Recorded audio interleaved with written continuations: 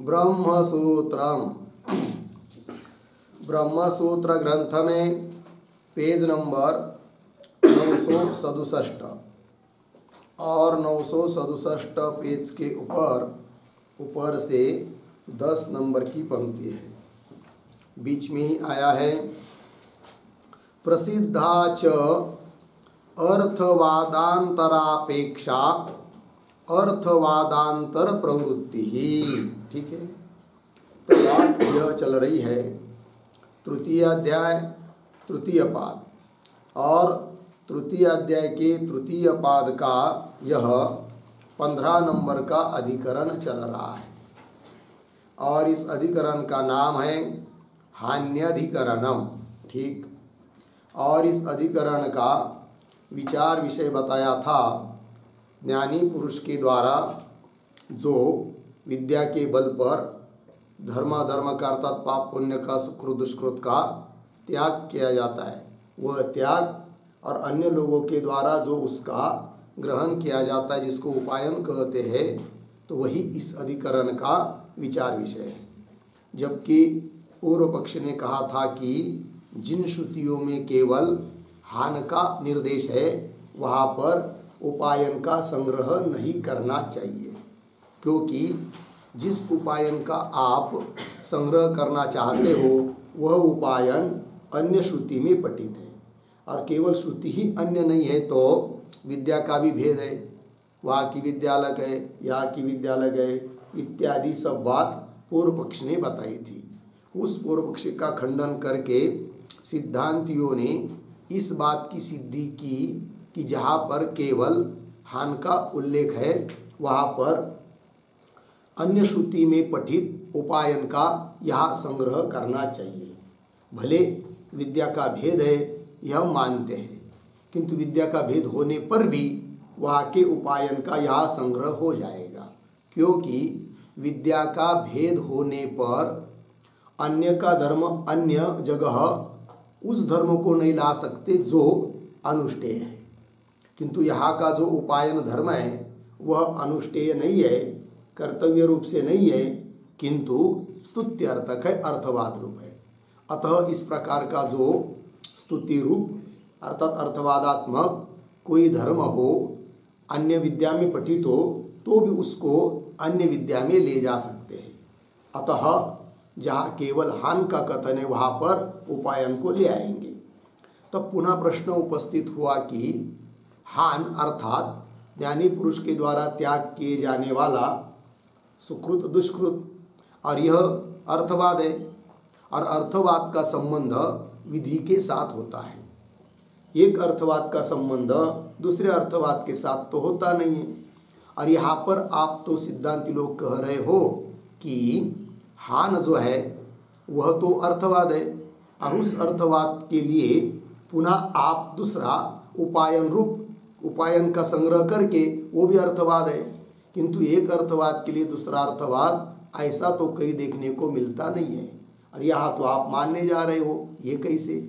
ऐसा जब किसी पूर्व पक्षी के द्वारा प्रश्न उपस्थित होता है तो उसका उत्तर देने के लिए ये पंक्ति आ रही है जो अभी पढ़ी, प्रसिद्धा च इत्यादि, अर्थात एक अर्थवाद के लिए भी दूसरा अर्थवाद होता है। इस बात को दृष्टांत पूर्वक बता रहे हैं सिद्धांती। तो ये जो पंक्ति है इसके पूर्व में कल एक वाक्य हम लोगों ने अवतरण के रूप में लिखा था, तो उसको पढ़ लेते हैं। ननु अर्थवाद से विधिना संबंध प्रसिद्ध, अर्थवाद का विधि के साथ संबंध होता है। जहाँ कहीं पर कोई विधेय अर्थ हो तो उसकी स्तुति करने के लिए अर्थवाद होता है, विधि के साथ संबंध होता है अर्थवाद का। न अर्थवादांतरेण, अन्य अर्थवाद के लिए एक दूसरा अर्थवाद होता नहीं है। इति अतः, ऐसी कोई शंका करता है तो उत्तर दे रहे हैं प्रसिद्धा इत्यादि पंक्ति से। तो पंक्ति पुनः पढ़ता हूँ। प्रसिद्धा च अर्थवादांतरापेक्षा अर्थवादांतर प्रवृत्ति एकविंशः वा इतः असौ आदित्य इति एवमादिषु, ये पंक्ति है। पहले शब्दों का थोड़ा सा अन्वय करते हैं। तो एक शब्द छोड़कर च अर्थवादांतरापेक्षा अर्थवादांतर प्रवृत्ति ही पीछे प्रसिद्धा। फिर आगे श्रुति के पदों में इतः असौ आदित्यः, पीछे एकविंशः वा, फिर अंतिम में इति एवमादिषु। ठीक है, देखो भाई अर्थ च अर्थवादांतरापेक्षा अर्थवादांतर प्रवृत्ति। अर्थ एक अर्थवाद के लिए दूसरा अन्य अर्थवाद की प्रवृत्ति होती है। अर्थवादांतर अन्य अर्थवाद की अपेक्षा से अन्य अर्थवाद की प्रवृत्ति प्रसिद्धा है, प्रसिद्ध है। बोलेंगे कहाँ प्रसिद्ध है, उदाहरण बताओ, तो उदाहरण दे रहे क्या, इतः असौ आदित्यः एकविंशः। इतः मतलब इस लोक से, पृथ्वी आदि रूप लोक से यह जो आदित्य लोक है, आदित्य है, वह 21वां है, ऐसा बताया है। तो ये एक सामान्य वाक्य हुआ अर्थवादात्मक। फिर उसके लिए दूसरा अर्थवादात्मक वाक्य वो कौन है, वो आगे की पंक्ति में आ रहा है। किंतु उसके पहले यहाँ पर जो एक शब्द आया इतः, इतः का अर्थ लिखिए। इतः बराबर अस्मात् पृथ्वी रूपात लोकात।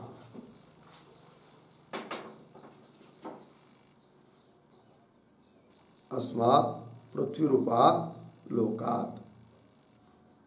ठीक, चलिए, मतलब इस पृथ्वी रूप लोक से असौ आदित्य, यह आदित्य 21वां है, ये बात बताइए। इति एवं आदिशु, हो गया इतना। अब आगे चलते हैं, आगे की पंक्ति। कथम ही इह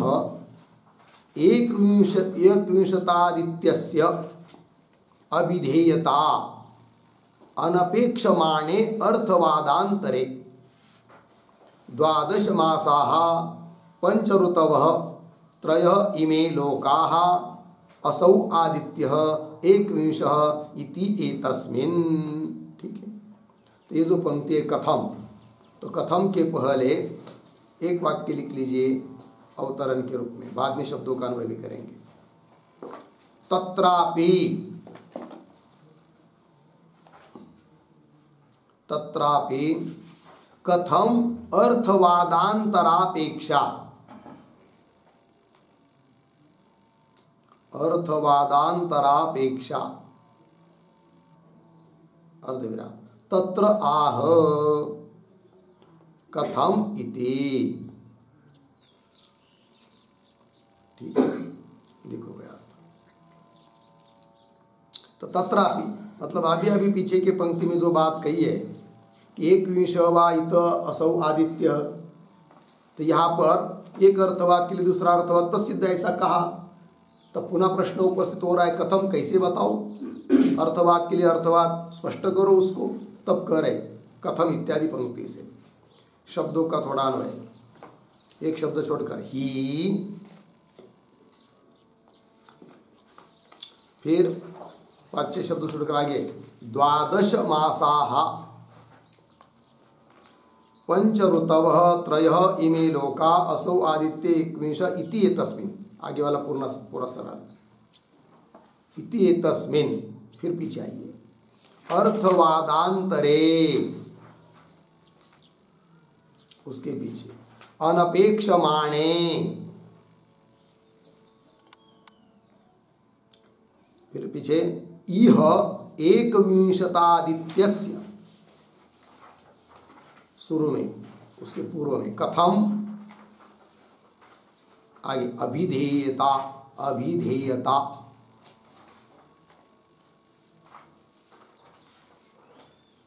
हो गया अर्थ। देखिए भाई, ही आगे, हाँ, क्योंकि 12 मासाः 12 महीने हैं, 5 ऋतव 5 ऋतु है, 3 इमे लोका 3 लोक है, तो इतने हो गए। ये सब कितने हुए, तो गिनिए 12 मास 5 ऋतु, 12 और 5 17, और 3 लोक 17 और 3 20, ये 20 गिनाए फिर आगे कहा कि असौ आदित्य 21 और यह सूर्य क्या है 21वां है। ये बात हो गई। इति एतस्मिन् अर्थवादांतरे अनपेक्षमाणे, इस प्रकार का दूसरी जगह आया हुआ अर्थवाद की यदि अपेक्षा नहीं करते हैं तो अनपेक्षमाणे कथम क्यों इह 21 कथम विधेयता। यहाँ पर मतलब अभी ऊपर की पंक्ति में कहा हुआ श्रुति वाक्य उसमें 21वां आदित्य है, इस प्रकार की अभिधेयता कैसी हो पाएगी, अर्थात नहीं हो पाएगी। कब? दूसरा अर्थवाद का इस अर्थवाद के लिए ग्रहण नहीं करते हैं तो। ठीक, ध्यान दीजिए। तो पहला जो पूर्व की पंक्ति में जो वाक्य है छांदोग्य उपनिषद का 21वां इत असौ आदित्य, इतने यहाँ पर इतना ही कहा है कि यह इस लोक से यह आदित्य 21वां है, किंतु यह अर्थवाद है। किंतु 21वां आदित्य है वह आदित्य 21वां है, यह बात की निश्चिति तब होगी जब अन्य जगह का जो अर्थवाद है 12 मासाह उसको यहाँ पर जोड़ेंगे तब। तो उससे सिद्ध क्या हुआ, एक अर्थवाद के लिए दूसरा अर्थवाद माना जाता है, ये बात सिद्ध हो जाती है। और यदि 12 मासा इत्यादि अर्थवाद इस अर्थवाद के लिए 21वां इत असौ आदित्य इसके लिए नहीं मानेंगे तो इस पहले वाक्य में जो अर्थवाद बताया है उसमें 21वां आदित्य यह सिद्ध ही नहीं हो सकता है, इसका अभिधान ही नहीं हो सकता है, इसका कथन ही नहीं हो सकता है। तो उस बात की पूर्ति के लिए दूसरा अर्थवाद इसके लिए है, ऐसा मानना पड़ता है। एक अर्थवाद के लिए दूसरा अर्थवाद होता है, यह बात प्रसिद्ध है। उस प्रकार हान यह अर्थवाद होने पर भी उसके लिए उपायन रूप अर्थवाद चाहिए, यह अर्थ सिद्ध होता है। ठीक, ये दृष्टांत दिया है यहाँ पर, पंक्ति देखिए। तो 12 मासाः पंच ऋतव। अब यहाँ पर एक पुनः प्रश्न उपस्थित होगा कि हम लोगों ने सुने हैं क्या ऋतु कितने हैं 6 और यहाँ पर 5 बताए, तो वो कैसे, उस पर एक वाक्य लिखिए। हेमंत शिशिरयोः हेमंत शिशिरयोः ऐक्यं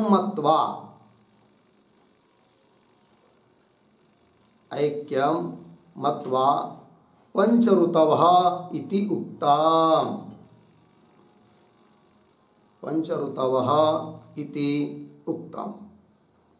ठीक है, देखो भाई, वैसे 6 ऋतु प्रसिद्ध है, किंतु कुछ लोग हेमंत और शिशिर इन 2 ऋतु को अलग अलग न समझकर एक ही करते हैं, दोनों का अभेद मानते हैं, तो ऐक्य मानकर फिर हो जाते हैं 5 ऋतु। ये बात हो गई। ठीक है, तो देखिए, और इस वाक्य में एक शब्द आया है पुनः इह। इह मतलब क्या, इह का अर्थ लिखिए, इह बराबर पूर्वोक्त अर्थवादे, पूर्वोक्त अर्थवादे मतलब ऊपर अभी ऊपर की पंक्ति में कहा हुआ जो अर्थवाद उसमें 21 संख्या की अभिधेयता कैसी होगी, अर्थात नहीं होगी। कब तक, जब तक 12 मासा इस अन्य अर्थवाद का इस अर्थवाद के लिए स्वीकार नहीं करते हैं तब तक। ये बात हो गई, लग गई पंक्ति। देखिए, 12 मासा पंच ऋतव इमे लोका त्रय इमे लोका असौ आदित्य 21 इति तस्मिन्, क्योंकि यहाँ पर 21वां कैसा है ये बात पूर्ण बता दी है इस पंक्ति में। इति तस्मिन् अर्थवादांतरे अनपेक्षमाने, इस अर्थवाद की अपेक्षा नहीं करते हैं तो इह मतलब अभी ऊपर की पंक्ति में कहा हुआ अर्थवाद 21वां इत असौ आदित्य, इह 21 आदित्यस्य कथम अभिधेयता, कैसा कथन हो पाएगा, अर्थात नहीं होगा। तात्पर्य एक अर्थवाद के लिए दूसरा अर्थवाद है, ये बात सिद्ध हुई। उस प्रकार सिद्धांत में हान के लिए उपायन रूप अर्थवाद है, ये बात सिद्ध हुई। आगे चलिए फिर, तथा त्रिष्टुभौ भवतः सेन्द्रियत्वाय इति एवमादिवादेषु इंद्रियम वै त्रिष्टुप इति एवमादि अर्थवादांतरापेक्षा दृश्यते। ठीक है, पहले थोड़ा शब्दों का अन्वय। तथा, उसके बाद दो शब्द छोड़कर, सेन्द्रियत्वाय, पीछे त्रिष्टुभौ भवतः, आगे इति एवमादिषु, आगे सरल है। और ये जो पंक्ति चालू हुई है ना तथा, उसके पूर्व में एक वाक्य लिख लेते हैं अवतरण। अश्रुतम अपि, अश्रुतम अपि श्रुत्यंतरानुसारात्, श्रुत्यंतरानुसारात् ग्राह्यम, ग्राह्यम इत्यत्र दृष्टान्तम आह, इत्यत्र दृष्टान्तम आह तथा इति।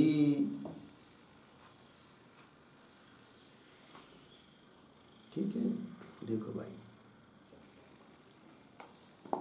अश्रुतमपि श्रुत्यंतरानुसार ग्राह्य। ठीक है, ध्यान दीजिए। तो पूर्व पक्षी ने अपनी बात सिद्धि करते समय एक हेतु दिया था अश्रुतत्वा, अर्थात जिन श्रुतियों में केवल हान का निर्देश है वहां पर उपायन शुद्ध नहीं है, अतः उपायन का संग्रह नहीं करना चाहिए, ऐसा कहा था पूर्व पक्षी ने। तो उसको उत्तर देने के लिए पंक्ति आ रही है। तो क्या कहते हैं, अश्रुतम अपि, यहाँ पर श्रुत न होने पर भी श्रुत्यंतरानुसार, अन्य श्रुति के अनुसार ग्राह्य, ग्राह्यम, वहाँ का यहाँ पर ग्रहण कर सकते हैं। इस बात को बताने के लिए अब दृष्टांत दे रहे हैं। ठीक है ना, इसलिए हान में जिस जहाँ पर केवल हान बताए वहाँ पर उपायन श्रुत न होने पर भी अन्य जगह श्रुति ने बताया है, तो उसका संग्रह यहाँ पर होगा, यह अर्थ निकलेगा। तो पंक्ति देखिए, तथा सेन्द्रियत्वाय, अन्वय के अनुसार, त्रिष्टुभौ भवत इति एवमादिवादेषु, है कि नहीं, इंद्रियम वै त्रिष्टुप इति एवमादि अर्थवादांतरापेक्षा दृश्यते। ठीक है, तो क्या होता है, तो यज्ञ में पुरुष की कल्पना की गई है, यज्ञ ही पुरुष है। अब यज्ञ पुरुष है तो पुरुष में जैसे इंद्रियां होती है उस प्रकार उस यज्ञ में इंद्रियता बताना पड़ेगी।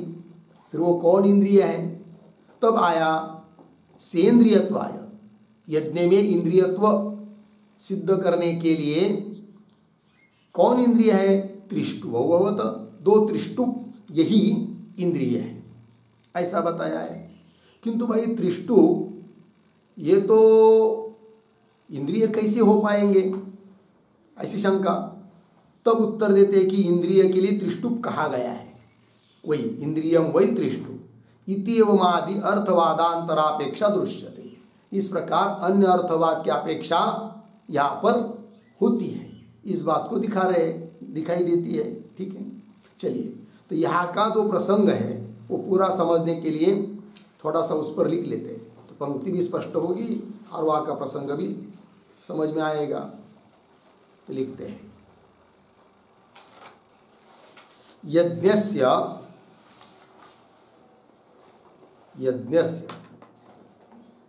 पुरुषाकार कल्पनायाम, पुरुषाकार कल्पनायाम, उद्धरण चिन्ह में आगे, सेन्द्रियत्वाय त्रिष्टुभौ भवतः, सेन्द्रियत्वाय त्रिष्टुभौ भवतः, उद्धरण चिन्ह में, इति बहुरुच ब्राह्मणे उक्तम, इति बहुरुच ब्राह्मणे उक्तम, पूर्ण विराम। तत्र तत्र त्रिष्टुप शब्देन, त्रिष्टुप शब्देन छंदो मात्र अभिधानात्, छंदो मात्र अभिधानात् कथम सेन्द्रियत्वम्, कथम सेन्द्रियत्वम्, कौंस में लिखिए, कथम इंद्रियत्व कल्पना, कथम इंद्रियत्व कल्पना, प्रश्न चिन्ह कौंस बंद। आगे, इति आकांक्षायाम, इति आकांक्षायाम, आगे उद्धरण चिन्ह में, इंद्रियम वै तृष्टो, इंद्रियम वै तृष्टो, उद्धरण चिन्ह बंद। आगे, इति एवमादिहि, इति एवमादि यजुर्वाक्यम संबध्यते,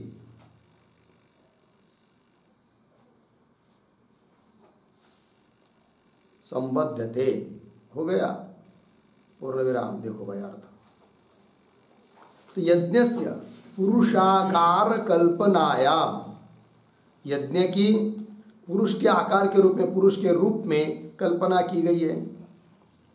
फिर सेन्द्रियत्वाय तृष्टुभो भवत, फिर उस यज्ञरूप पुरुष में इंद्रियत्व के लिए, इंद्रियत्व सिद्ध करने के लिए कहा गया है कि त्रिष्टुप, दो त्रिष्टुप है, कि बहुरुच ब्राह्मण में कहा है, अन्य श्रुति है। फिर प्रश्न होता है कि वहाँ पर त्रिष्टुप शब्द तो छंदो मात्र विधाना, त्रिष्टुप शब्द है ना, त्रिष्टुप शब्द का अर्थ क्या है, एक छंद विशेष है, वो इंद्रिय कैसा होगा, कथम से इंद्रियत्वम, कैसी उसमें इंद्रियत्व की कल्पना करेंगे। ऐसी आकांक्षा होने पर अन्य जगह की श्रुति, यजुर्वेद की श्रुति, वहाँ पर बताया है कि इंद्रियम वही त्रिष्टुप, त्रिष्टुप के लिए इंद्रिय शब्द का प्रयोग किया है। अतः यहाँ पर त्रिष्टुभो भवत सेन्द्रियत्वाय, तो वहाँ का संबंध यहाँ जोड़कर ये सिद्ध किया जाता है कि त्रिष्टुप ही यज्ञ के लिए क्या है, इंद्रिय है कि नहीं। और त्रिष्टुप को, त्रिष्टुप में इंद्रियत्व कल्पना क्यों, उसके लिए उत्तर दिया जाता है कि त्रिष्टुप छंद में 11 अक्षर होते हैं और इंद्रिया भी 11 होती है। अतः त्रिष्टुप को, त्रिष्टुप छंद जो है उसमें ही इंद्रियत्व की कल्पना करके उस पुरुष रूप यज्ञ में सेंद्रियता बताई गई है। ठीक है, या इतने भर के लिए उदाहरण लेना है क्या, कि एक जगह अश्रुत होने पर भी यदि अन्य श्रुति में कहीं पर श्रुत है तो वहाँ का संबंध यहाँ जोड़ा जाता है। बस इतने भर के लिए उदाहरण है। इंद्रियम वै त्रिष्टुप इत्येवमादि यजुर्वाक्यम संबध्यते।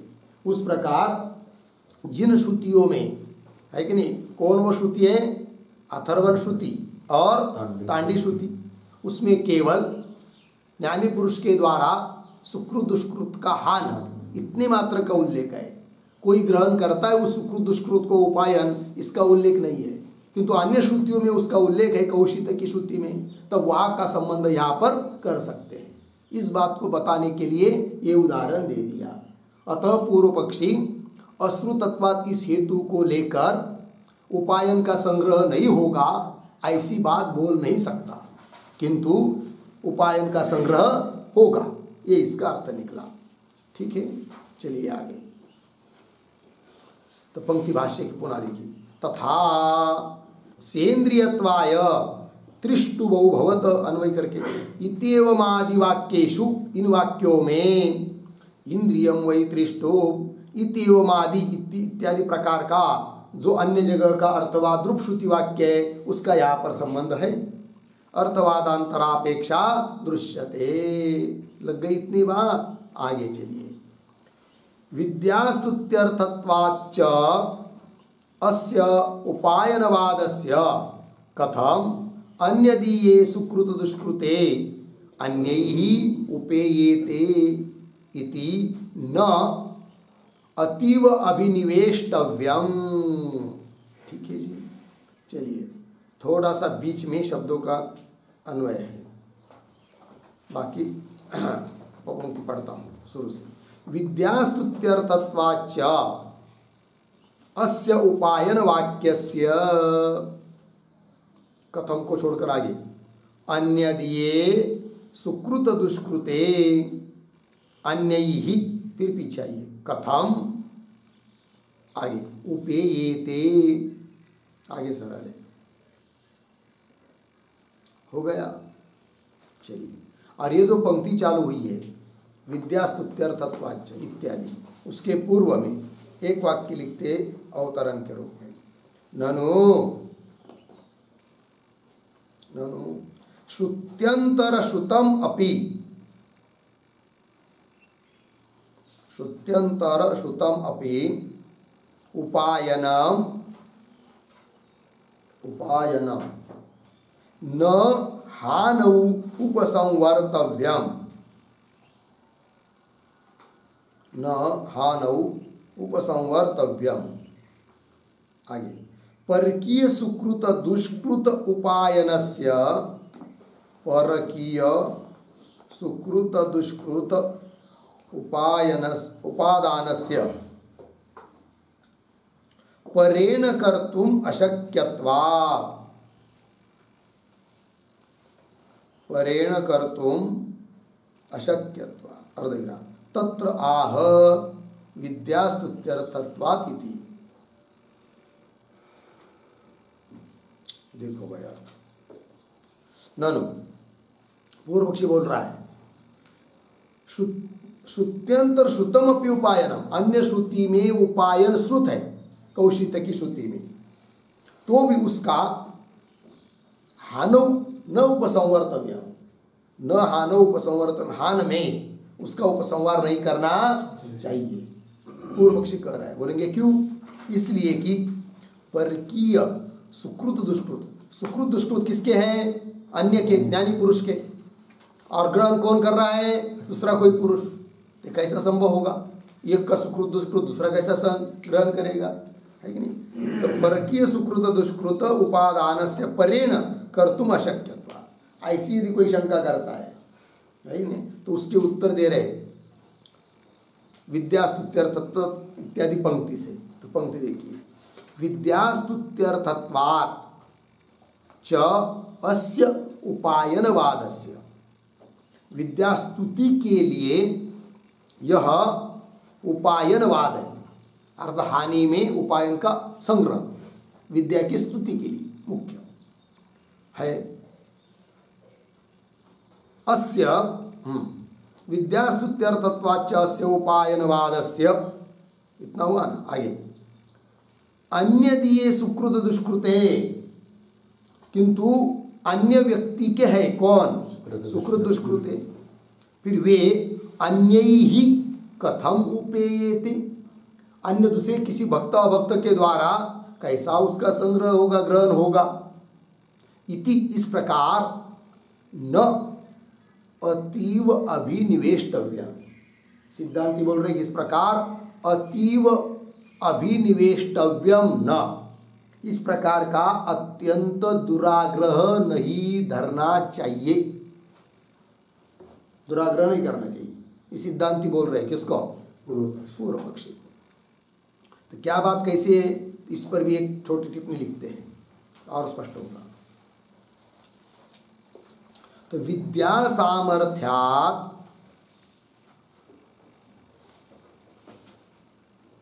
विद्या सामर्थ्यात् अन्यत्र, अन्यत्र सुकृत दुष्कृत फल संचारोक्त्या,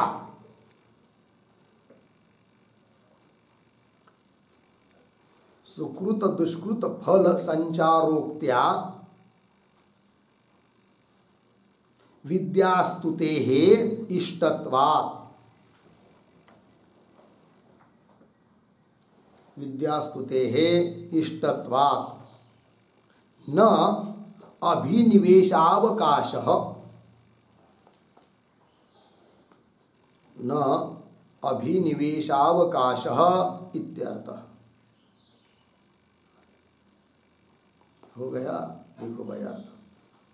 तो विद्या सामर्थ्यात्, वो ज्ञानी पुरुष की जो विद्या है ब्रह्म विद्या, उसके सामर्थ्य से अन्यत्र सुकृत दुष्कृत फल संचारोक्त्या, ठीक है ना? ध्यान दीजिए थोड़ा सा कि ज्ञानी पुरुष है, ब्रह्म विद्या, उसके ब्रह्म विद्या है, वो ब्रह्मवेत्ता है ज्ञानी पुरुष मतलब।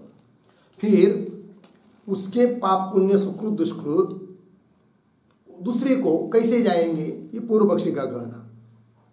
तब सिद्धांती करे ऐसा दुराग्रह मत करो, क्योंकि अभिप्राय यह है कि ज्ञानी पुरुष के जो पाप पुण्य, वे पाप पुण्य ही दूसरे व्यक्ति को जाते हैं, ऐसा अभिप्राय नहीं।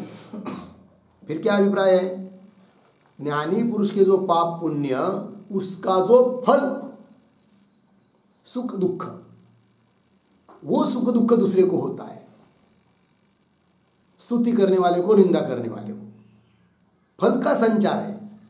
इसलिए वो पाप पुण्य इसने किया, उसको कैसे जाएंगे, ऐसा दुराग्रह नहीं करना चाहिए। वही लिखा, विद्या सामर्थ्या अन्यत्र सुकृत दुष्कृत फल, सुकृत दुष्कृत का जो फल है, पाप पुण्य का फल सुख दुख फल, उसका संचार का अभिप्राय है। कहा है संचार रोक्त्या, वो संचार रोक्त्या विद्या स्तुति इष्टत्व, और वो संचार कहने से, फल का संचार कहने से इष्ट क्या है, विद्या की स्तुति, वो इष्ट है। इसलिए न अभिनिवेश अवकाश, इसलिए अभिनिवेश दुराग्रह के लिए कोई अवकाश नहीं है, इसीलिए दुराग्रह नहीं करना चाहिए, ऐसा सिद्धांति ने कह दिया पूर्व पक्षी को। ठीक है, एक बात तो ये उत्तर हो गया पूर्व पक्षी के दुराग्रह का। दूसरा उत्तर और दिया जाता है, वो कैसे, थोड़ा ध्यान दीजिए। होता क्या है कि ज्ञानी पुरुष का पाप पुण्य ठीक उसके भक्त अभक्त को जाता है। इसका मतलब क्या, एक तो एक बात ये बता दी, दूसरी बात यह है कि जो उस ज्ञानी पुरुष की सेवा करता है, तो उसके सेवा के बल से क्या होता है, ज्ञानी पुरुष का जिस प्रकार का पुण्य होता है, उस प्रकार का पुण्य उत्पन्न होता है सेवा करने वाले को। इसलिए कह दिया कि ज्ञानी पुरुष का पुण्य उसको जाता है। और जो उस ज्ञानी पुरुष का द्वेष करने वाले हैं, उसको क्या, तो उस ज्ञानी पुरुष में जो भी पाप है, पूर्व किया हुआ या होने वाला जो भी कुछ होगा, तो उसी प्रकार का पाप उस द्वेष करने वाले में भी द्वेष से उत्पन्न होता है। इसलिए कहा गया है कि ज्ञानी पुरुष के पाप पुण्य दूसरे भक्तों को जाते हैं। ये दो प्रकार का समाधान होता है। अतः वो कैसे जाते हैं, क्या जाते हैं, इस प्रकार का दुराग्रह ही पूर्व पक्ष नहीं करना चाहिए। और मुख्य रूप से यहाँ पर विद्या की स्तुति इष्ट है, किंतु विद्या की स्तुति के लिए ये केवल क्या अर्थवाद है, वो अर्थवाद भूतार्थवाद है। ये भी बात बता चुके हैं, ठीक है कि नहीं। अर्थवाद के भेद होते हैं कि नहीं, अनुवाद, गुणवाद, और एक होता है भूतार्थवाद, ये भूतार्थवाद है। ठीक है, चलिए आगे हो गया ना ये बात। हाँ, पंक्ति न अतीव अभिनिवेष्टव्यम, या तक हुआ। आगे चलिए, उपायन शब्द शेषत्वात् इति तु शब्द शब्दम समुच्चारयन स्तुत्यर्थाम एव हानौ उपायन अनुवृत्तिम सूचयति। ठीक है, चलिए थोड़ा सा पहले शब्दों का अन्वय, शुरू के 2-4 शब्द सरल है। उपायन शब्द शेषत्वात् इति तु शब्द शब्दम समुच्चारयन, या तक हुआ, समुच्चारयन, फिर अंतिम सूचयति, फिर उसके पीछे हानौ उपायन अनुवृत्तिम, पीछे स्तुत्यर्थाम एव।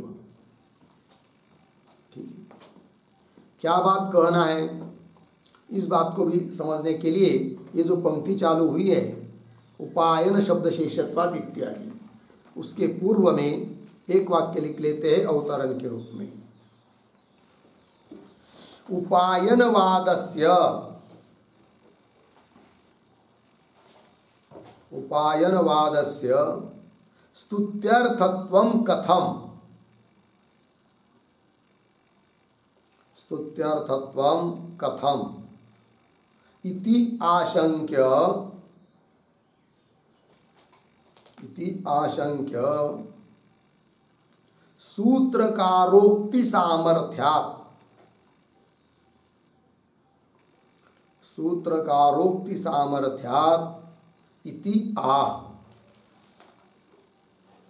इति आह उपायन इति।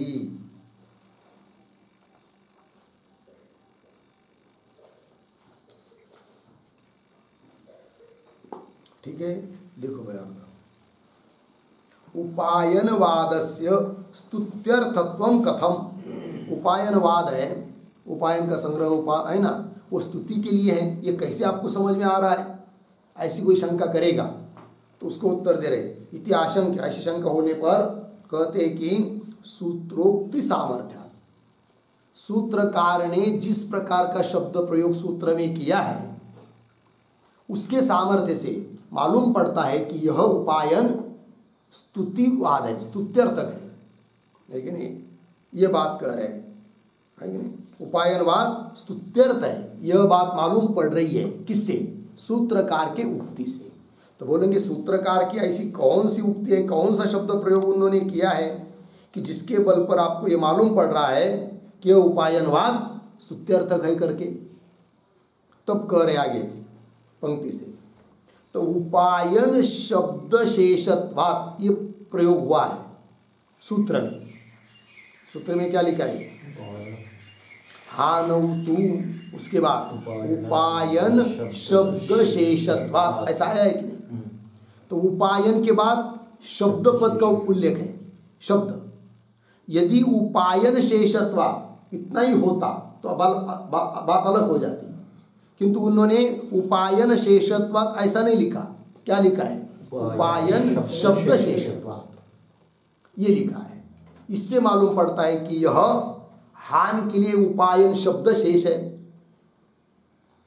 अर्थात कि शब्द का ही खेल है, स्तुत्यर्थक है।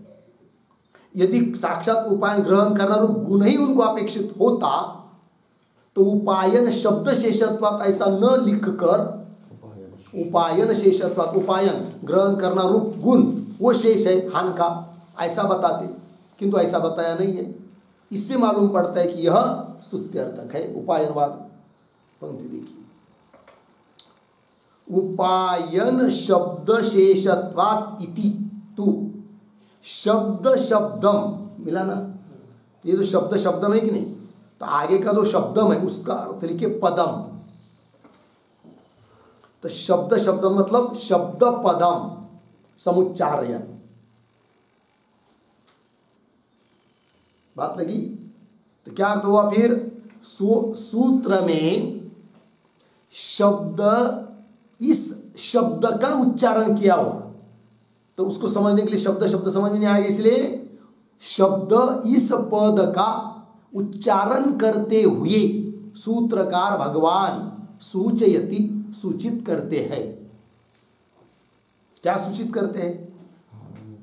हाँ, हानौ उपायन अनुवृत्तिम स्तुत्यर्थम एव। हान में जो उपायन की अनुवृत्ति है वह स्तुति के लिए है। इस बात को सूचित कर रहे हैं कौन? सूत्रकार। कैसे? शब्द इस पद का उच्चारण करते हुए। शब्द शब्दम, शब्द इस शब्द का, अर्थात शब्द इस पद का उच्चारण किया है किसने? सूत्रकार ने। उससे मालूम पड़ रहा है कि यह उपायनवाद स्तुत्यर्थक है। हो गया ना क्लियर? चलिए, उपायन शब्द शेषत्वात् इति तु शब्द शब्दम समुच्चारयन, उसका सम्यक रीति से उच्चारण करते हुए सूत्रकार भगवान सूचयति, सूचित करते हैं।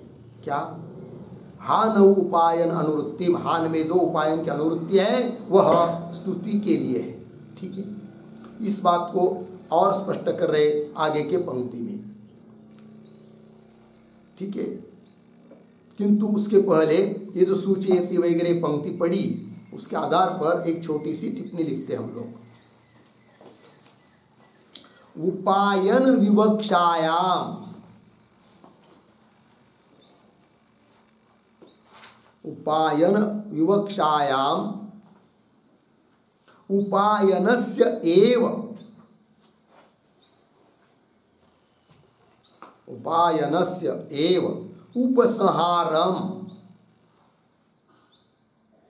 उपसंहारम सूत्रकारः ब्रूयात्। सूत्रकारः ब्रूयात् अर्धविराम। न तु उपायन शब्दस्य, न तो उपायन शब्दस्य पूर्णविराम। अतः शब्दस्य उपसंहारं वदन्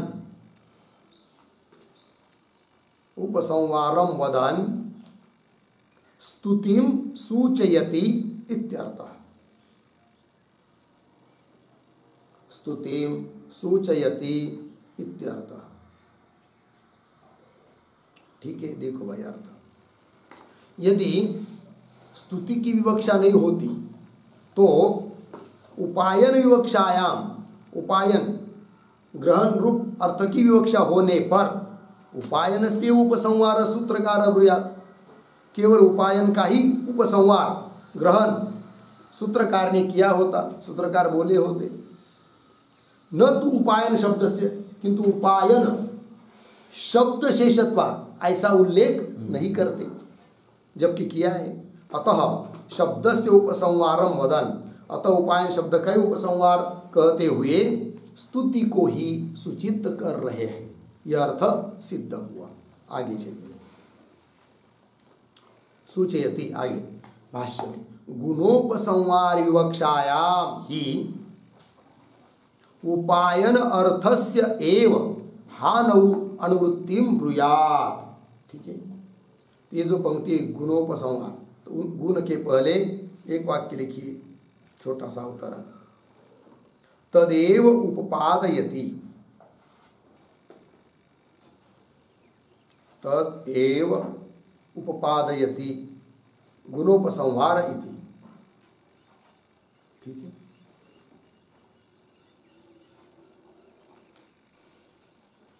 जो बात पीछे की पंक्ति में कही है उसी का उपादन कर रहे हैं।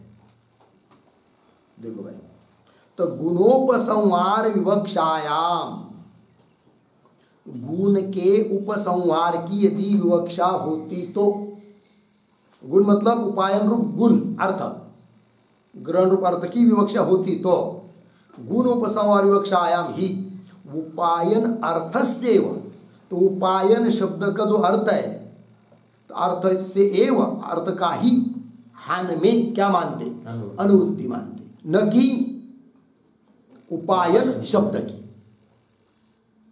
हान में उपायन शब्द की अनुवृत्ति कहा है ना, तो उपायन शब्द की अनुवृत्ति नहीं कहते, क्या कहते, हाँ, उपायन का जो अर्थ है उसकी अनुवृत्ति बोलते, यदि स्तुति विवक्षित नहीं होती तो।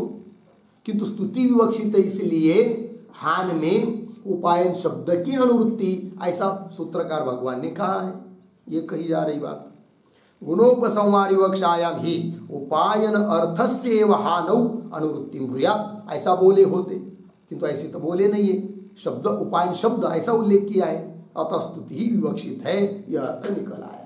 ठीक, आगे, तस्मात् गुणोपसंहार विचार प्रसंगेन स्तुति उपसंहार प्रदर्शनार्थम इदम सूत्र। अब बीच में क्या ये कहने लगे, ये जो पंक्ति है तस्मात्, तस्मात् के पहले एक वाक्य लिखते हैं उत्तर, विद्या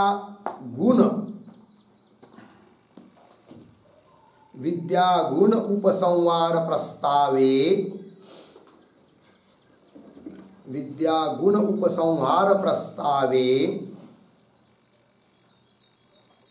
स्तुत्यर्थ विचारः, स्तुत्यर्थ विचारः न युक्तः,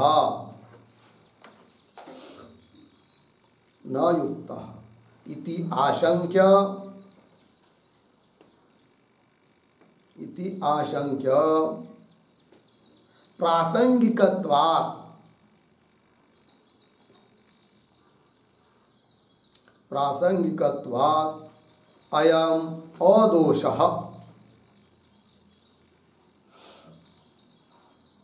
अयम अदोषः इति आह तस्मात् इति।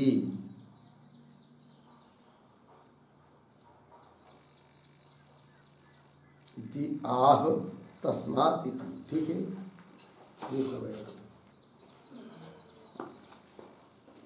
विद्या गुण उपसंहार प्रस्तावे, ये जो पाद है तीसरे अध्याय का तीसरा पाद, वो गुणोपसंहार पाद है। तो एक विद्या के जो गुण है वो दूसरी विद्या में गुणों का उपसंहार संग्रह कैसा होता है, इस बात को बताने के लिए इस पाद की प्रवृत्ति हुई है। फिर गुण का ही उपसंहार बताना चाहिए।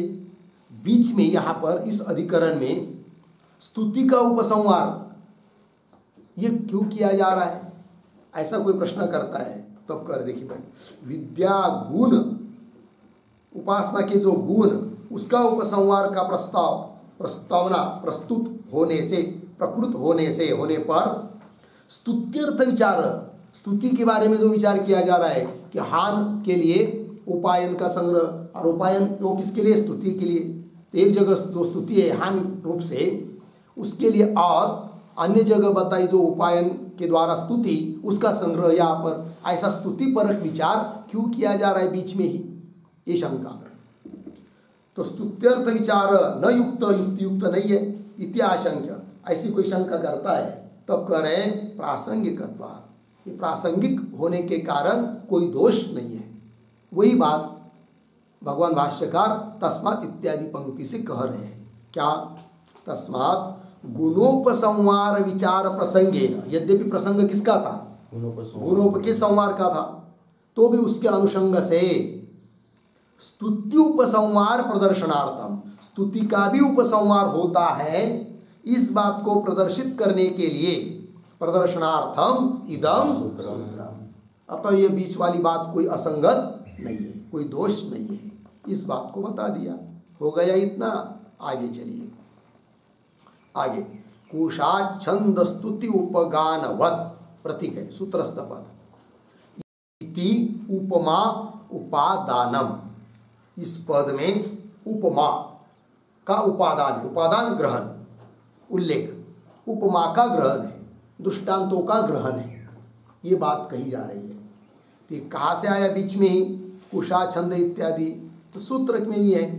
सूत्र में कहा था ना, हानौ तो उपायन शब्द शेषत्वात्, कैसे उदाहरण, कुशा छंद स्तुति उपगानवत, ये बात बताइए। उस बात को अब यहाँ पर उठा रहे हैं।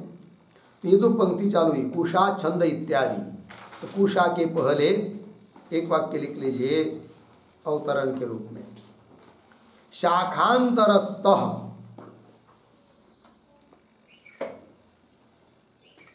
शाखांतरस्तः विशेषः, विशेषः शाखांतरे अपि, शाखांतरे अपि ग्राह्यः, ग्राह्यः इत्यत्र दृष्टान्तम आह, इत्यत्र दृष्टान्तम आह कुशा इत्यादि।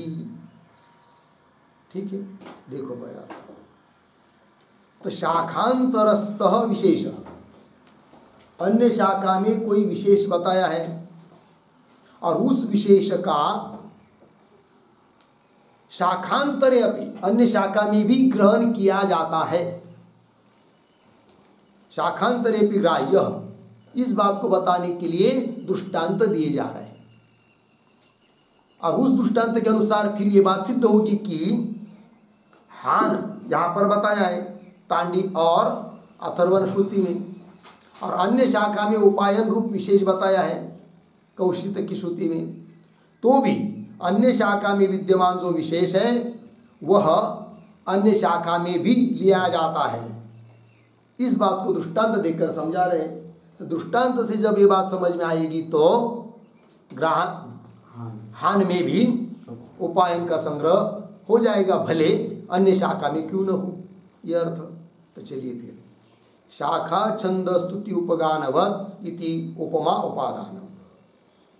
अब एक एक बात को बता रहे, 4 दृष्टांत है। तद यथा भाल्लवीनाम कुशा वानस्पत्याः स्तः ता मा पात इति एतस्मिन् निगमे कुशानाम अविशेषेण वनस्पतियोनित्वेन श्रवणे शाट्यायनीनाम औदुम्बराः कुशाः इति विशेषवचनात् औदुम्बर्यः कुशाः आश्रीयन्ते। हो गया। चलिए तो शुरू के 4-5 शब्दों में थोड़ा अन्वय है। देखिए कैसा। तद यथा, तद यथा के बाद एक शब्द छोड़कर कुशा वानस्पत्याः स्त ता मा पात इति एतस्मिन्, फिर पीछे आइए भाल्लवीनाम निगमे। भाल्लवीनाम इसका अन्वय निगमे के साथ है, और निगमे सप्तमी, उसका अर्थ करेंगे मंत्रे किंवा श्रुतौ, किंतु मंत्रे ये ठीक है, श्रुतौ ये भी ठीक है। तो भाल्लवी लोगों का जो मंत्र है, ठीक है ना, उसको लेकर ये बात चल रही है, उदाहरण कुशा का।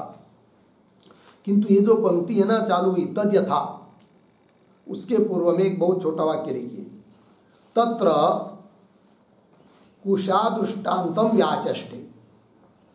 तत्र कुशा दृष्टांतम व्याचष्टे तद यथा इति। ठीक है, तो 4 दृष्टांत दिए हैं, तो 4 में से कौन पंक्ति के द्वारा कौन दृष्टांत का विश्लेषण कर रहे हैं, इस बात का स्पष्टीकरण होना चाहिए। अतः इस पंक्ति के पूर्व में लिख दिया कि कुशा नाम का जो पहला दृष्टांत है उसकी व्याख्या कर रहे भगवान भाष्यकार। फिर उसके बाद दूसरा तीसरा दृष्टांत आएगा, चौथा, दूसरा तीसरा चौथा। देखिए तद यथा, वो कैसे भाई? तो यथा जिस प्रकार, क्या श्रुति दे रहे, कुशा वानस्पत्याः स्तः ता मा पात इति एतस्मिन् भाल्लवी नाम निगमे। भाल्लवी का नियम मंत्र है भाल्लवी लोगों का। तो निगमे कुशानाम अविशेषेण, अविशेष मतलब सामान्य रूप से, विशेष मतलब विशेष रूप से, अविशेषेण कुशाओं का सामान्य रूप से क्या बताया कुशाओं के लिए? वनस्पति योनित्वेन श्रवणे। कुशा के लिए शब्द आया है श्रुति में वानस्पत्या, अर्थात वनस्पति से उत्पन्न हुए है। कौन? कुश। ठीक है, तो वनस्पति योनि, योनि मतलब कारण, तो वनस्पति कारण है, इस रूप से कुशा के बारे में श्रवण है सामान्य रूप से। तो सामान्य बात हो गई। किंतु भाई वनस्पति से उत्पन्न हुए है कुशा, कौन वनस्पति से? विशेष बात का तो उल्लेख यहां पर नहीं है भाल्लवी की श्रुति में, किंतु शाट्यायनी लोगों की जो श्रुति है वहां पर विशेष रूप से उल्लेख है कुशा के लिए। क्या? शाट्यायनी नाम क्या कहा है वहां पर? औदुम्बराः कुशा। तो औदुम्बराः कुशा, इसको उद्धरण चिन्ह में लीजिए, वो श्रुति है वहां की शाट्यायनी लोगों की। तो औदुम्बरा मतलब उम्बर, उम्बर होता है ना, औदुम्बर का पेड़, दत्त भगवान का पेड़ होता है ना, औदुम्बर, उदुम्बर, उससे बनाई जाती है कौन? कुशा। इति विशेष वचनात्, यहाँ शाट्यायनी के श्रुति में यहाँ पर इस प्रकार का विशेष वचन है। तो विशेष वचन से क्या मालूम पड़ता है फिर? औदुम्बर्यः कुशाः आश्रियन्ते। कुशा वनस्पति से जन्य है, लेकिन कौन वनस्पति से, ये यहाँ पर उल्लेख न होने पर भी वहाँ उल्लेख है। अतः वहाँ की विशेष बात यहाँ ले आते हैं और निर्णय किया जाता है कि उदुम्बर से की जाती है कौन? कुशा। यह अर्थ है। तो क्या अर्थ निकला कि अन्य जगह विशेष बात जो कही गई है अन्य श्रुति में, उसका अन्य जगह संग्रह होता है। ये दृष्टांत से मालूम पड़ा। ठीक है, उस प्रकार उपायन अन्य श्रुति में होने पर भी उसका संग्रह हान जहाँ पर केवल बताया है वहाँ पर भी उसका संग्रह हो जाएगा। यह अर्थ निकल आएगा। किंतु ये बात हो गई पूरी, दृष्टांत भी समझ में आया। तो भी ये जो कुशा वानस्पत्यास्त ता मा पात इत्यादि श्रुति है ना, इत्यादि के आधार पर, ये दृष्टांत के आधार पर थोड़ी टिप्पणी लिखते हैं, तो श्रुति का अर्थ भी स्पष्ट होगा, सभी बात क्लियर होगी।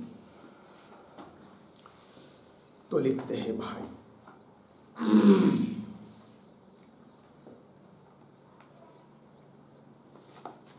तो लिखेंगे कुशाह,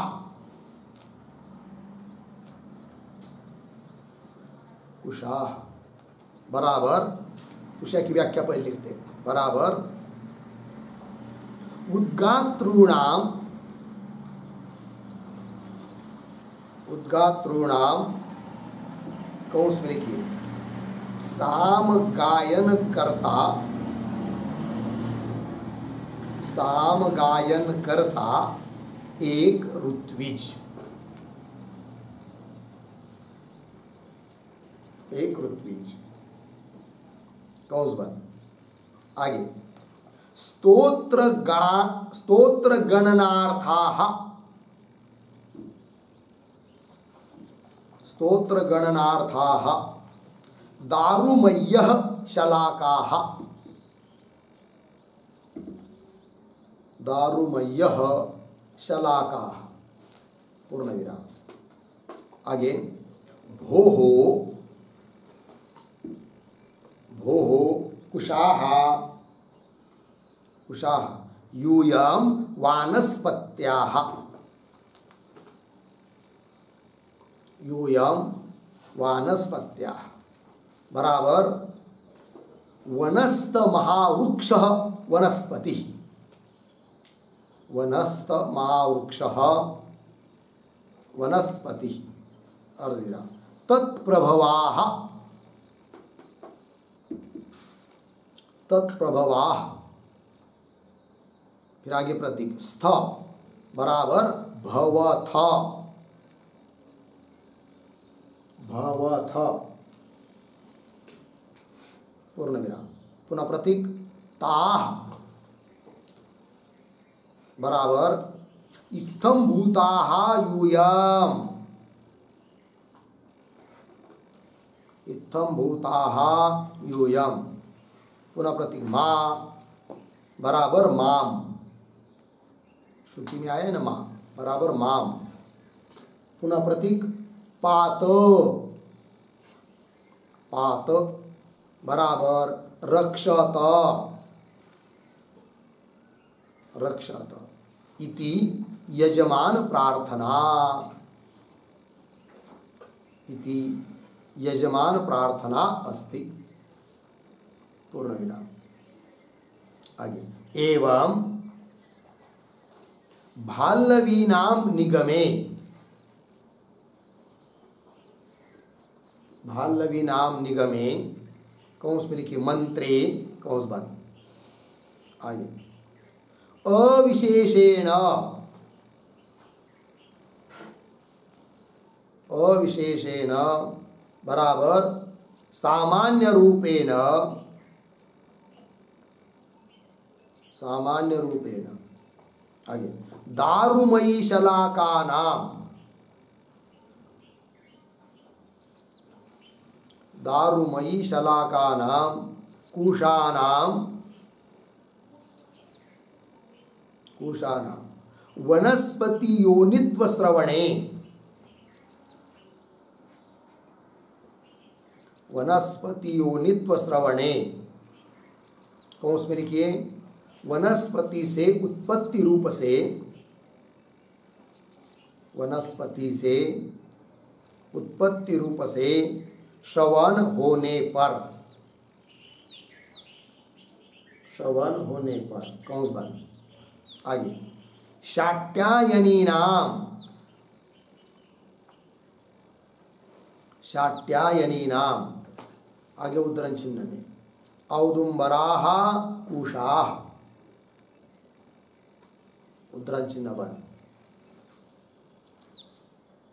कौंस में लिखे उदंबर से उत्पन्न हुए कुशा, उदंबर से उत्पन्न हुए कुशा कौंस बन। आगे इति विशेष वचनात्, इति विशेष वचनात्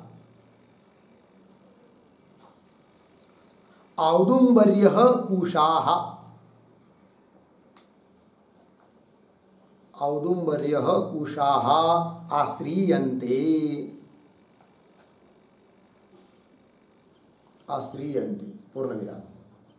एवं एवं श्रुत्यंतर्गत, श्रुत्यंतर्गत विशेष अन्वयवत्, विशेष अन्वयवत् हानौ,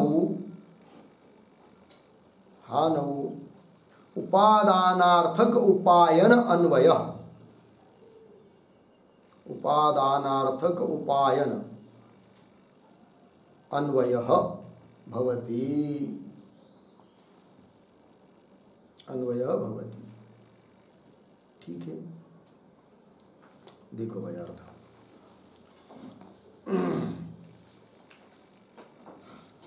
तो कुशा क्या है वो पहले समझा रहे हैं। तो उद्गातॄणाम स्तोत्र गणनार्थात दारुमय्य शलाका, उद्गाताओं के लिए अर्थात साम गायन करने वाले जो ऋत्विज होते हैं उनके लिए वो जब स्तोत्र का गान करते हैं, गायन करते हैं, तो कितने गान हो गया, कितनी बात हो गई, इस बात की गणना करने के लिए प्रयोग किया जाता है जिन लकड़ी की बनाई हुई कांडी, उसको कहते हैं शलाका।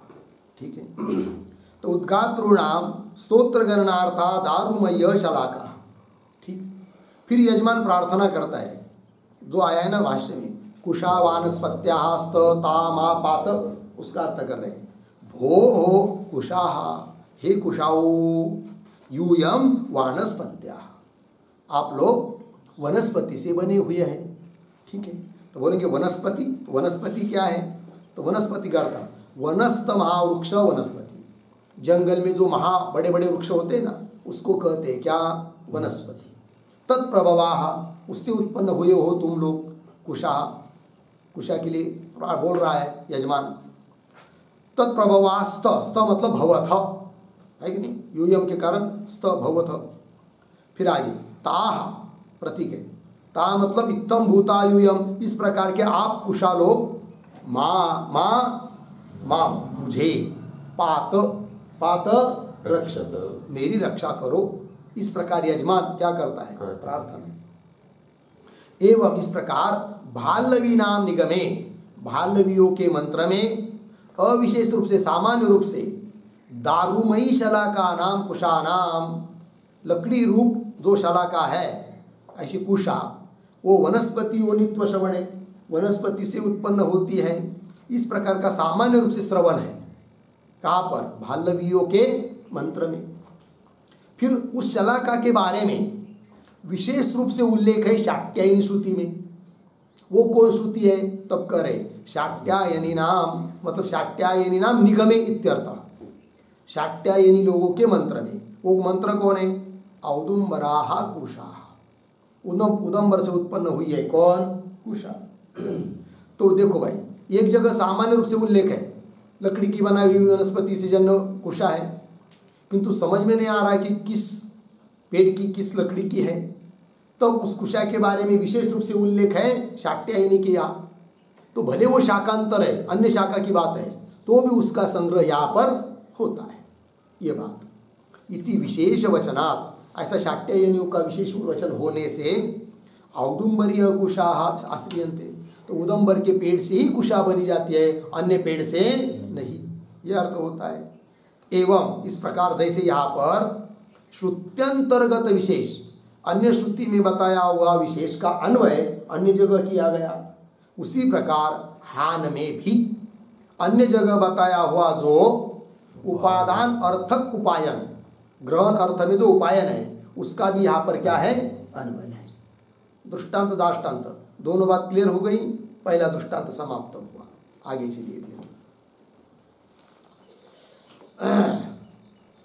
शाक्यायनी नाम औदुंबराः कुशा इति विशेष वचनात् औदुंबर्य कुशा आश्रियन्ते, हो गया ना यार। आगे भाष्य में यथा च क्वचित देवासुर छंदसाम अविशेषेण पौर्वापर्य प्रसंगे देव छंदांसी पूर्वाणी इति पैंगी आमनानात् प्रतीयते। ये दूसरा दृष्टांत है। ये जो पंक्ति चालू हुई ना भाई, यथाच, उसके पूर्व में एक वाक्य लिखिए छोटा सा, छंदो दृष्टांतम व्याचष्टे।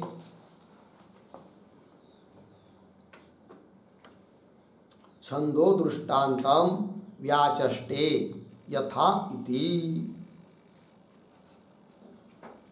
ठीक, यथा इति। तो सूत्र में जो 4 दृष्टांत दिए हैं उसमें से पहला दृष्टांत कुश का था, उसका विचार हुआ। अब दूसरा दृष्टांत छंद का है, उसका विचार कर रहे हैं। तो क्या कह रहे हैं, देखिए भाई, यथाच क्वचित देवासुर छंदसाम, कुछ छंद होते देवता देव छंद, कुछ असुर छंद होते, सामान्य रूप से उल्लेख है। फिर उसमें शंका होती कि पौर्वापर्य, पहले कौन बाद में कौन। ऐसी शंका होने पर फिर वाक्य आता है पैंगी लोगों का, देव छंदांसी पूर्वाणी, देव छंद पहला होता है कि नहीं। फिर वो दोनों को जोड़कर एक अर्थ हो जाता है, अर्थात अन्य जगह विशेष बात जो कही है उसका अन्वय इधर होता है। ये सामान्य रूप से हो गया। किंतु इस दृष्टांत को भी अच्छी तरह से समझने के लिए थोड़ा सा 1-2 वाक्य हम लोग लिखते हैं टिप्पणी के रूप में। लिखेंगे, दशाक्षरादीनि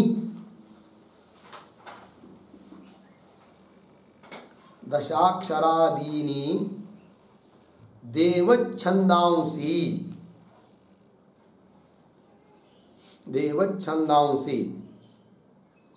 अर्धविराम नवाक्षराणि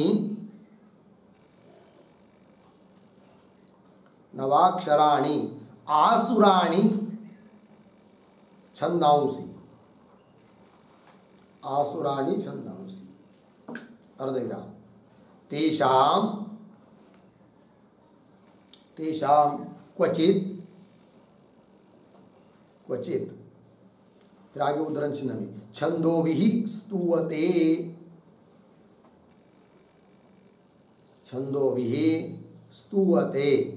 उद्धरण चिन्ह बन इत्यादौ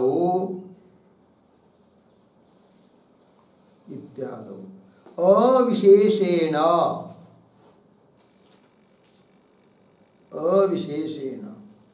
पूर्वापरत्व प्रसंगे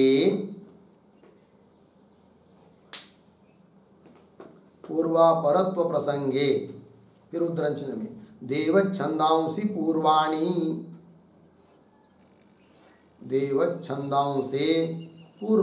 उद्धरण चिन्ह पर कौंस में लिखी देव छंद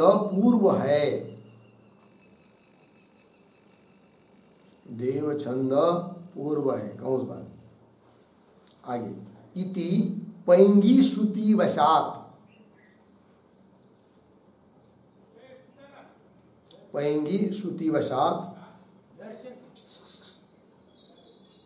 विशेष सिद्धि भवति।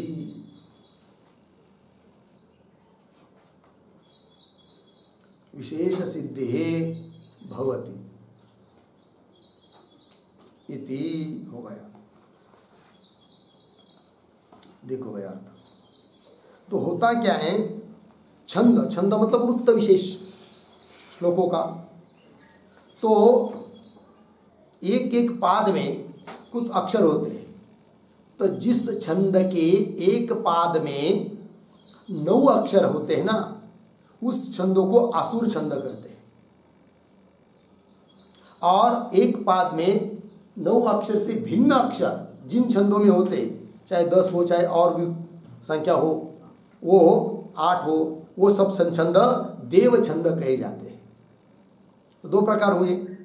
तो दशाक्षरादीनि, आदि शब्द से बाकी के सब आएंगे, देवच्छंदांसी, और नवाक्षराणि असुरानी, असुर छंद है। किंतु कई पर छंद के बारे में ऐसा उल्लेख आता है क्वचित, क्या छंदो भी स्तुवते, छंद से स्तुति करता है।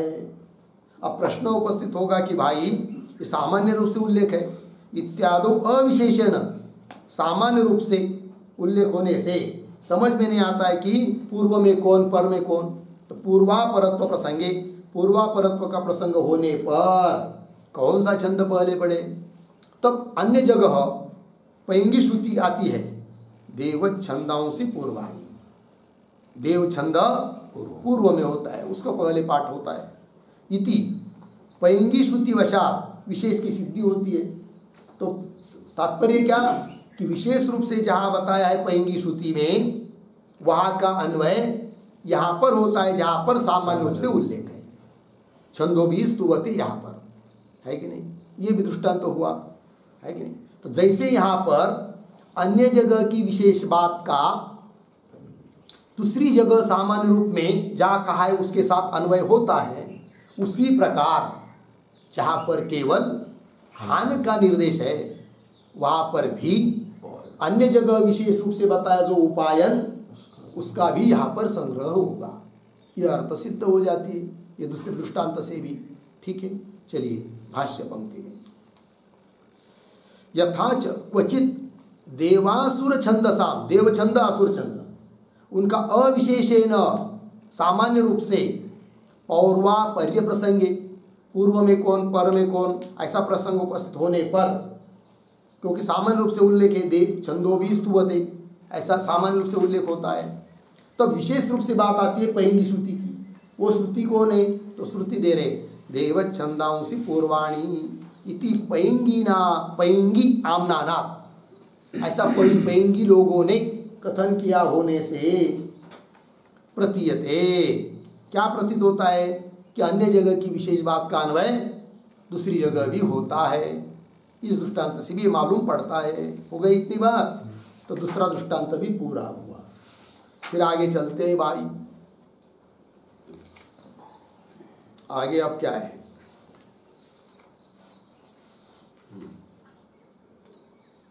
तीसरा दृष्टांत है ना, चलिए, यथाच षोडशी स्तोत्रे केशांचित काल अविशेष प्राप्तौ, कालाविशेष प्राप्तौ समयाध्युषिते सूर्ये इति आर्च श्रुते है काल विशेष प्रतिपत्ति ही। ठीक है ना, ये तीसरा दृष्टांत देना है। तो ये जो पंक्ति चालू हुई ना, यथाच, यथा के पहले एक वाक्य लिख लीजिए, स्तुति दृष्टांतम विवृणोति,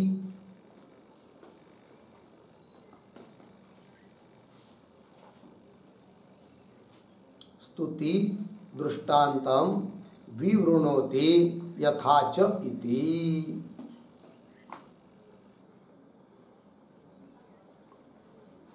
ठीक है, चलिए भाई, तो भाष्य में यथाच षोडशी स्तोत्रे, क्या होता है?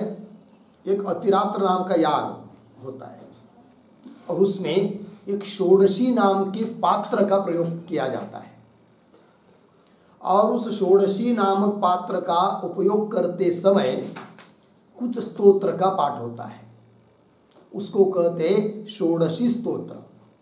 ठीक है, किंतु यह बात वहां पर विशेष रूप से बताई नहीं है कि षोडशी पात्र का उपयोग करते समय षोडशी स्तोत्र का प्रयोग करना है, किंतु वो किस समय में करना है यह उल्लेख नहीं है।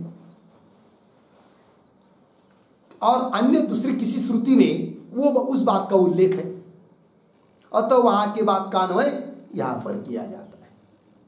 दृष्टांत है, यथाच षोडशी स्तोत्रे केशांचित, मतलब कुछ श्रुतियों में काल अविशेष प्राप्त हो, विशेष काल की प्राप्ति न होने पर,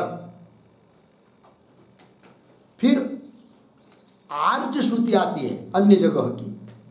वो आर्च श्रुति क्या है वो बताएंगे बाद में, लेकिन वो श्रुति कौन है? समया अध्युषिते सूर्ये, यह आर्च श्रुति है। तो इस आर्च श्रुति से क्या मालूम पड़ता है? काल विशेष प्रतिपत्ति, विशेष काल की प्रतिपत्ति ज्ञान हो जाता है। अतः वहाँ की विशेष बात का अन्वय या सामान्य जगह हो जाता है कि जहाँ विशेष रूप से काल का उल्लेख नहीं है। बात लगी? चलिए, तो यहाँ का दृष्टांत को भी समझने के लिए सामान्य रूप से तो पता चल गया, थोड़ी टिप्पणी लिखेंगे तो और क्लियर होगा। तो लिखेंगे फिर अतिरात्रे यागे,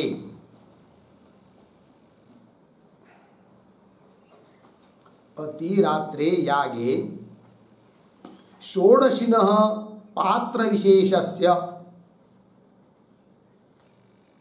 षोडशिनः पात्र विशेषस्य ग्रहणे, ग्रहणे यद अंगभूतम स्तोत्रम, यद अंगभूतम स्तोत्रम तत् कस्मिन् काले गेयम्, कस्मिन् काले गेयम् इति केषाञ्चित्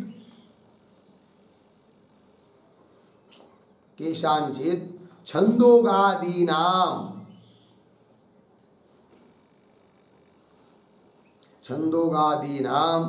काल विशेष अश्रवणात्,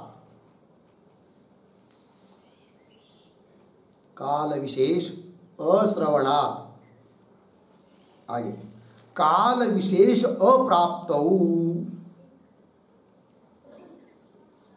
काल विशेष अप्राप्तौ उदय समयाविष्टे सूर्ये, उदय समयाविष्टे सूर्ये,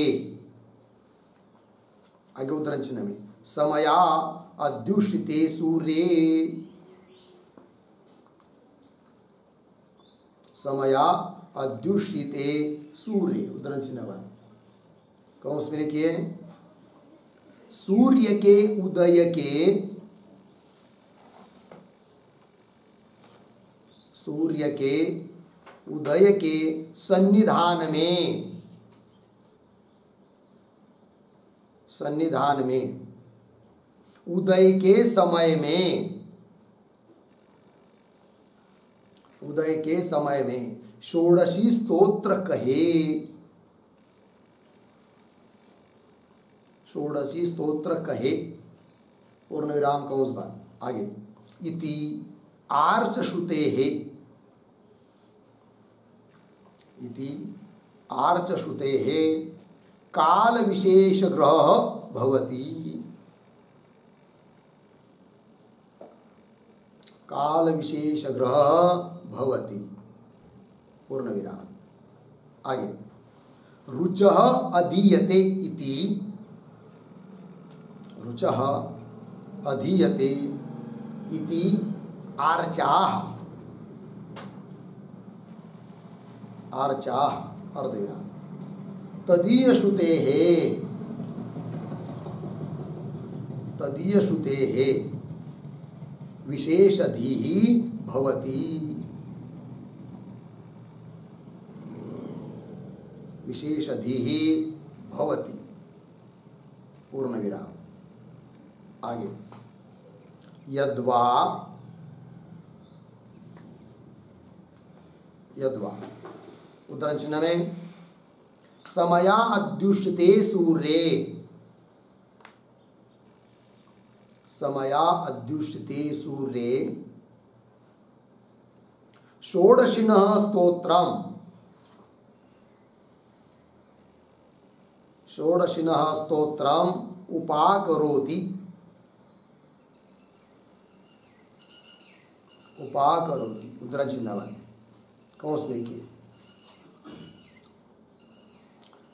आधे सूर्य के अस्त होने के समय, आधे सूर्य के अस्त होने के समय षोडशी स्तोत्र, षोडशी स्तोत्र कहते हैं, कौन सी बात इति तैतरीय श्रुते है, तैतरीय श्रुतेः षोडशी स्तोत्रे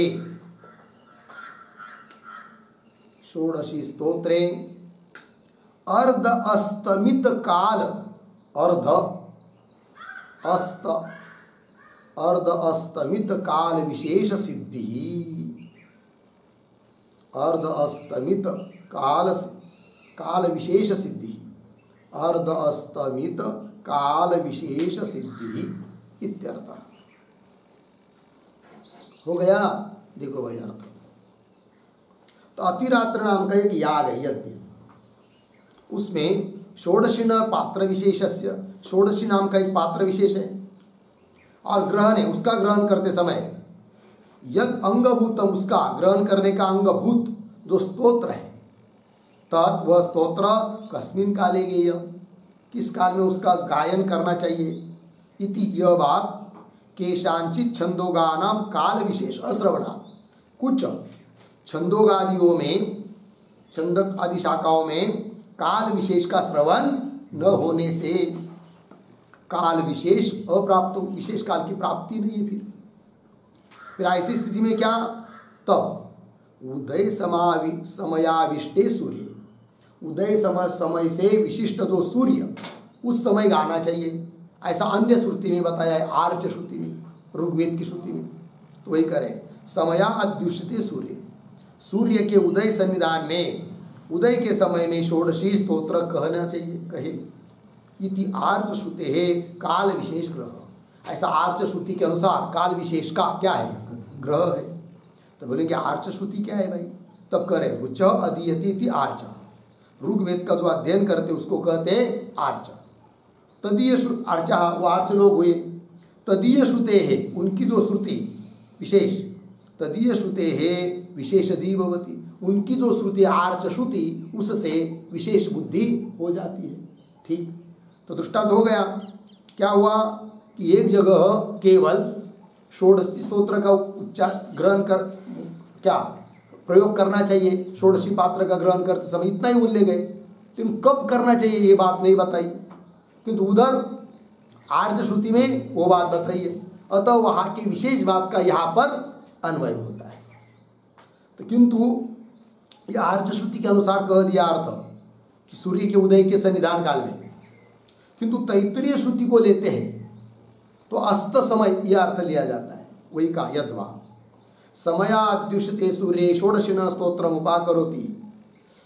आधे सूर्य अस्त हो रहा है, आधा अस्त हो गया, ऐसे समय में स्तोत्र का षोडशी स्तोत्र का गान करना चाहिए।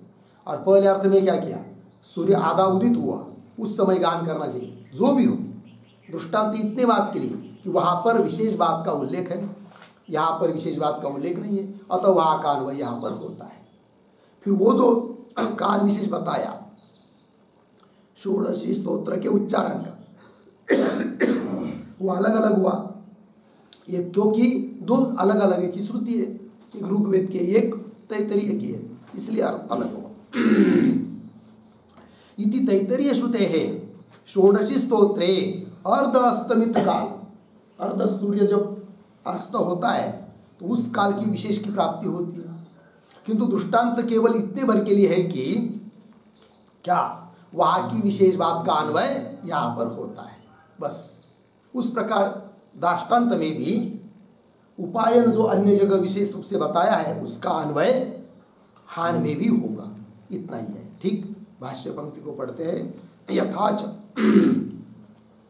षोडशी स्तोत्रे केशांचित कुछ श्रुतियों में छांदोगादि में काल अविशेष प्राप्त हो, विशेष काल की प्राप्ति न होने पर।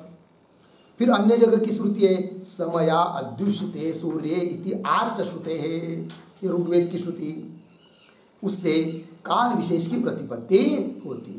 लग गया, 3 दृष्टांतों का विचार हुआ, एक दृष्टांत अभी बाकी है, किंतु उसका विचार और आगे सब भाष्य का विचार हम लोग कल करेंगे। ओम पूर्णमदः पूर्णमिदं पूर्णात् पूर्णमुदच्यते पूर्णस्य पूर्णमादाय पूर्णमेवावशिष्यते। ओम शांति शांति शांति।